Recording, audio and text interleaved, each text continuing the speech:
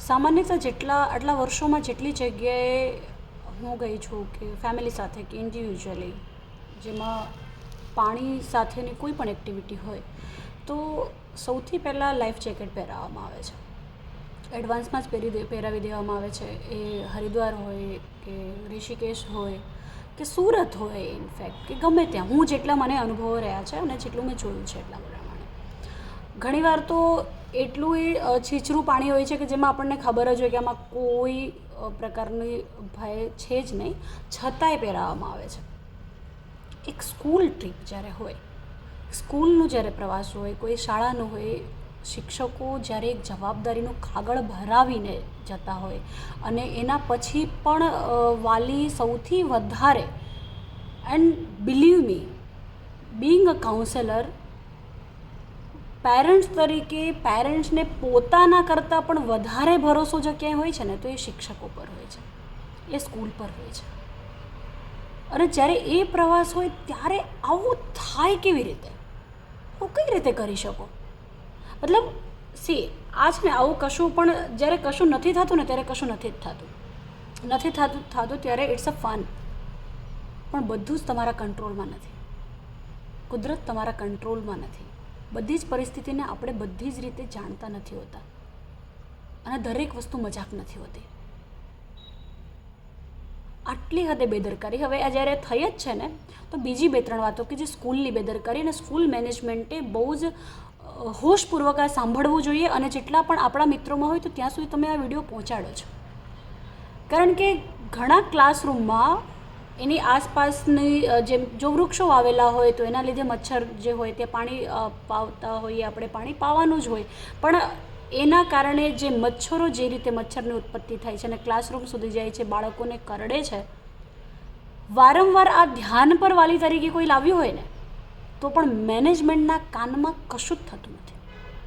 Yes, હવે એ લોકો શું કહેશે આના જવાબમાં કે તમને શું ખબર, અમે કરતા જોઈએ છીએ, અમારાથી થાય એટલું. Just stop your thinking. થાય એટલું નથી કરવાનું, જરૂરી છે એ કરવાનું છે. થાય એટલું કરીએ છીએ એટલે શું થાય? એટલુંમાં તો એવું થાય કે એક દારૂડિયો પણ એવું કહે કે હા હું કોશિશ કરું જ છું દારૂ છોડવાની, નથી છોડતો, તો આને તમે માની લો છો.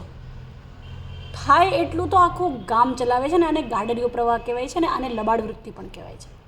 જે જરૂરી છે ને એ કરો. આમાં પણ જરૂરી એ છે કે તમને કશું થતું, અરે તમે મહાવીર હો ને તો પણ તમે લાઈફ જેકેટ પહેરો. સેમ વે અત્યારે જ હું એક આઈટી એક્સપોમાં ગઈ હતી સુરતમાં, રાઈટ. મારે એક મિત્રને ખાલી મળવાનું જ હતું. હવે એવું થાય કે તમે નામ આપો અંદર અને એ વ્યક્તિને એટલી વેલ્યુ હોય તો તમારે રજિસ્ટ્રેશન ને બધામાં ના પડવું પડે ને જાઓ. એમણે મને કીધું પણ કે તું નામ આપી દે, પણ મને એમ થાય કે કેમ રજિસ્ટ્રેશન ના કરાવું? એક પ્રોટોકોલ છે, તમે કશું નથી કરતા, રાઈટ. પણ કોઈ બીજી વ્યક્તિના કારણે કોઈ પણ જોખમ સર્જાયું તો એના માટે જવાબદાર કોણ અને કઈ વૃત્તિ જવાબદાર? જે જરૂરી છે ને એ કરો. અને તમે એટલા બધા કોઈ એવા મહાન કાર્યોમાં વ્યસ્ત નથી. જગતના તમામ લોકોએ બહુ મોટા કામો કર્યા છે અને બહુ બધા કામો આજે પણ કરી રહ્યા છે. ઘણા બધા લોકો અનેકવિધ પ્રવૃત્તિઓમાં મોજથી છે અને બેસ્ટ કરી રહ્યા છે. આપણને જ ખાલી આવો ફાંકો છે કે અમે બહુ વ્યસ્ત છીએ ને આટલું બધું ક્યાંથી જોઈએ ને આપણને જોઈએ છે પ્રક્ષેપણ પ્રયુક્તિ, જેને સાયકોલોજીમાં કહેવાય, આપણે વાંક ઢોળવા માટે માણસ રાખીએ છીએ. યસ, સ્કૂલની મેનેજમેન્ટમાં તો ઘણા બધા એમ્પ્લોયી એટલા માટે રાખવામાં આવે કે જ્યારે નબળું થાય ત્યારે તમે કહી શકો કે અમે આટલા બધા રાખ્યા છે, હવે આ બધા કશું કરતા નહીં હોય તો અમે કેટલું કરીએ? તો તમે શું કરો છો અને તમારી જવાબદારી કેટલી છે? બીજી 2-3 વસ્તુઓ પર ધ્યાનમાં લાવો.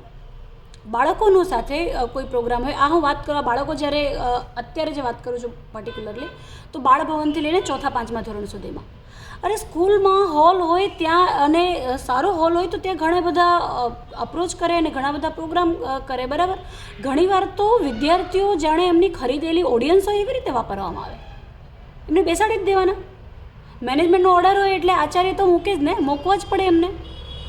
હવે બીજી વસ્તુ, તમે એવું કહેશો સાંભળનારા કે આચાર્ય રજૂઆત કરવી જોઈએ. મિત્રો, એવું નથી હોતું કે આચાર્ય ક્યારે રજૂઆત ના કરી હોય. ઘણીવાર તો આચાર્યને રજૂઆત કરવા માટેની સ્વતંત્રતાની અભિવ્યક્તિ થાય, સ્વતંત્ર અભિવ્યક્તિ, એવી જગ્યા જ નથી આપવામાં આવતી. શું કરવામાં આવે? 2-3 વાર એ રજૂઆતને એવી રીતે તોડી દેવામાં આવે, એમને ઇનડિરેક્ટ એવા બધા સવાલો કરીને હેરાન કરવામાં આવે કે પછી વ્યક્તિ પોતાની જાતને ડાઉન કરી દે. એટલે ત્યાં 3-3 કલાક બાળક બેઠે અને બેસી રહે. એન્યુઅલ ફંક્શન હોય બાળ ભવનનું, પહેલાં, બીજા, ત્રીજાનું, હું એટલા માટે કેમ કે 11મા 12માવાળા છોકરા તો તમારા કંટ્રોલમાં ને તમારી ઉપર એટલા ડિપેન્ડેન્ટ છે પણ નહીં, મૂર્ખ નથી બનતા. તમે જ જમવા આપશો તો એ જમશે એવું એ નથી કરવાના, એ પોતાના ખિસ્સામાં રાખશે ને ખાશે, બરાબર છે, કારણ કે એની વ્યવસ્થા તમે નથી કરતા. પણ બાળભવનનું બચ્ચું કે જે તમારું સૌથી વધુ ઓબિડિયન્ટ છે, જે અત્યારે શિસ્ત શીખવા માટે એટલું બધું ઉત્સાહી છે, એવા બાળકોને તમે પ્રોગ્રામ હોય એના 2 કલાક પહેલાં બોલાવો. કારણ કે તમને એવું હોય કે વાલી લેટ કરે છે, નથી ટાઈમ પર આવતા, પણ જે ટાઈમ પર આવે છે એનું શું? એ બાળક તો 2 કલાક તૈયાર થઈને બેઠું છે એ ડ્રેસઅપમાં, ભૂખ્યું છે. બીજું કે પ્રોગ્રામ પતશે, આખો પ્રોગ્રામ પતે એના પછી એ બાળકે ત્યાંથી રિલીવ થવાનો, તો આ 4 કલાક કેવી રીતે રહે? આ કયો પીડિયાટ્રિક કહે છે? આ કઈ સાયકોલોજી કહે છે? એટલું તો કરીએ કે અરે તમે વેપાર કરો. હું તો એમ કહું છું કે ચલો આ શિક્ષણનો જગત એક શિક્ષણ વ્યવસાય, શૈક્ષણિક વ્યવસાયમાં તમે છો, ઓકે, એક્સેપ્ટેડ. આમાં કોઈ એવું લાવવાની જરૂરત નથી કે અમે સેવા કરીએ છીએ કે આમ તેમ, પણ વ્યવસાય તો પ્રામાણિકતાથી કરો. એક કરિયાણાની દુકાનવાળો પણ પોતાના કસ્ટમરને ચડવામાં તકલીફ ના થાય એનું ધ્યાન રાખે છે. એ પણ પાણી ઢોળાઈ ગયું હોય તો એને લૂછે છે કે કસ્ટમર લપસી ન જાય, એ પણ પોતાની જાળી રાખે છે. ને એ પણ સ્ટેશનરીની દુકાનવાળો એની સુવિધા એના પ્રમાણમાં જેટલું થતું હોય એ પ્રમાણે એ પ્લાસ્ટિકના કર્ટન રાખીને પણ અંદર એસી રાખે છે કે ઝેરોક્સ કરાવવા માટે કોઈને જો 25 મિનિટ લાગી તો એ પરસેવે રેબઝેબ ના થઈ જાય. તો તમે કેમ ના રાખો યાર? અને તો ફી શેની લેવાય છે? આવા અનેક મુદ્દાઓ છે કે જેમાં સ્કૂલની અંદર ખાનેથી બેદરકારી થઈ રહી છે.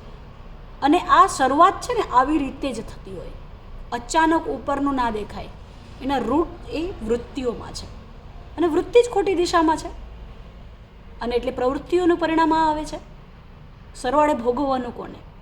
વાલીઓએ, વિદ્યાર્થીઓએ. એમ્પ્લોય પણ ઘણું બધું સહન કરતો હોય છે, ડેટાનો, એના વિશે હું પછી વાત કરીશ ક્યારેક. પણ અત્યારે તો આખું જેને સીધી અસર થાય છે એ વાલી અને વિદ્યાર્થીને થાય છે.